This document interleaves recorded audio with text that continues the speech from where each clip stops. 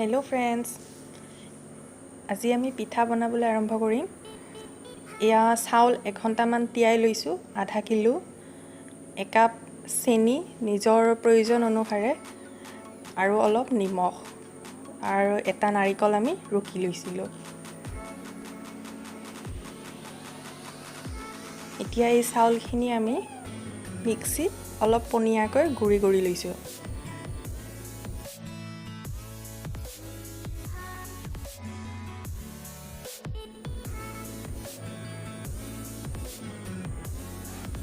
এতিয়া এইখিনি এনেদৰে আমি এটা বাটিত বাকি লৈছো। ইয়াত আমি প্ৰয়োজন অনুসাৰে চেনি দিম। মিঠাটো আপোনালোকে নিজৰ সোৱাদ অনুসৰি দি ল'ব। নাৰিকলখিনি মিক্স কৰি ল'ম।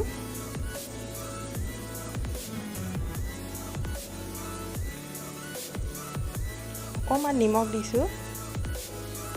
একেবাৰে কম সামগ্ৰীৰে বনোৱা পিঠা এইটো। এতিয়া গোটেইখিনি আমি ভালদৰে মিক্স কৰি ল'ম।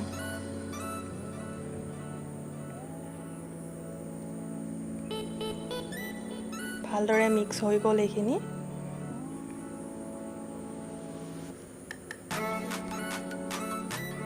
এতিয়া কাঁহী এখনত ঢালি ল'ম গোটেইখিনি মিশ্ৰণ।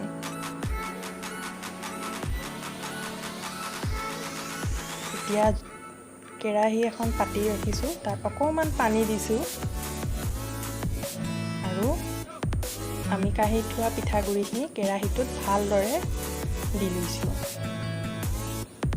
এতিয়া ইয়াৰ ওপৰত এখন আমি ঢাকোন ব্যৱহাৰ কৰিম, যাতে ভাপটো ওলাই যাব নোৱাৰে।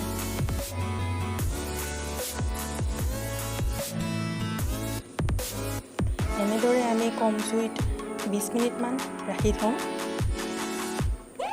এবাৰ চেক কৰি চাইছো পিঠাটো সিজিছেনে। এতিয়া আমি এবাৰ চেক কৰি চাইছো, অকণমান লাগি ধৰিছে।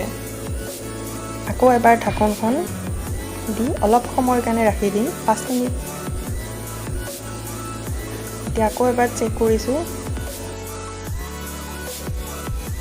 এতিয়া চুৰিখনত লাগি আহিলে একেবাৰে পিঠাটো হৈ গ'ল।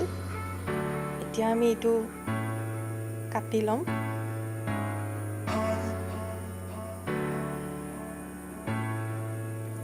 কাঁহীখন গৰম থাকিব পাৰে, খুব সাৱধানেৰে কাটি ল'ব।